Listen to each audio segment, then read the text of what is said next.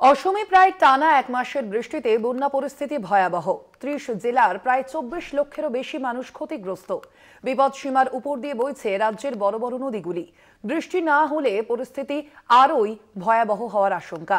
মুখ্যমন্ত্রীর সঙ্গে কথা হয়েছে, এক্স হ্যান্ডেলে পোস্ট করে জানালেন অমিত শাহ।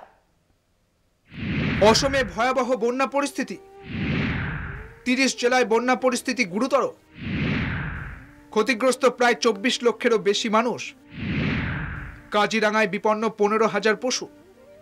টানা বৃষ্টিতে বন্যা পরিস্থিতি উদ্বেগজনক। অসমে ক্রমেই বাড়ছে রাজ্যে মৃতের সংখ্যা। বন্যায় ২৪ লক্ষের বেশি মানুষ ক্ষতিগ্রস্ত হয়েছে বলে জানিয়েছে রাজ্য প্রশাসন। কাজিরাঙ্গা জাতীয় উদ্যানের পরিস্থিতি শোচনীয়। উদ্যানের অন্তত ৭০% জমি জলের তলায়। আতঙ্কে উদ্যান ছেড়ে পালাচ্ছে পশুরা। প্রশাসনিক হিসেব অনুযায়ী কাজিরাঙ্গা উদ্যানে ১৫,০০০-এর বেশি পশু বন্যায় বিপন্ন। এখনো পর্যন্ত উদ্ধার করা হয়েছে ৯৪টি পশুকে। পরিসংখ্যান জানাচ্ছে চলতি মরশুমে গন্ডার, হরিণ সহ ৭৭টি পশুর মৃত্যু হয়েছে। রাজ্যের ৩৫টির মধ্যে অন্তত ৩০টি জেলা বন্যা প্রভাবিত। ব্রহ্মপুত্র নদ সহ একাধিক বড় নদীর জল বিপদসীমার উপর দিয়ে বইছে। নিয়ামতি ঘাট, গুয়াহাটি, গোয়ালপাড়া, ধুবড়ীতে ব্রহ্মপুত্র এবং তার উপনদীগুলি বিপদসীমার উপর দিয়ে বইছে। বরাক নদীর জলও ফুঁসছে। বৃষ্টি না থামলে পরিস্থিতির আরও অবনতি হতে পারে বলে আশঙ্কা স্থানীয় প্রশাসনের। বিস্তীর্ণ এলাকায় চাষের জমি জলের তলায়। সবচেয়ে ক্ষতিগ্রস্ত জেলাগুলির মধ্যে অন্যতম ধুবড়ী, দারাং, কাছাড়, বরপেটা এবং মরিগাঁও। এখনো পর্যন্ত ৪৭,০০০ মানুষকে স্থানান্তরিত করে ত্রাণ শিবিরে পাঠানো হয়েছে।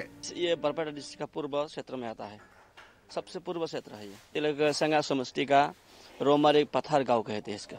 ये बताइए, मेरा घर था। 1 महीने में इरोशन के कारण मेरा घर टूट गया है। अभी मैं एक दूसरी आदमी के घर में रह रहा हूँ। मेरे अभी कोई घर नहीं। बहुत ज्यादा प्रॉब्लम हो रहा है। ये थोड़ा प्रॉब्लम नहीं, ये जितना घर टूट गया ना, सारा सपना टूट गया आदमी का। जैसे कि हाँ, ये आपका इधर तो पूरा एक गांव था। एक गांव गया, नदी में गया, चला गया एक गांव। हाँ, पहले इधर ही गांव था, पूरा गांव था। इधर एक गांव था, बड़ा सा गांव था, वो सारा चला गया, पानी के अंदर चला गया। हाँ, যুদ্ধকালীন তৎপরতায় কাজ করছে বিপর্যয় মোকাবিলা দপ্তর। তবে এখনো হাজার হাজার মানুষ ঘরছাড়া। কলকাতা টিভি।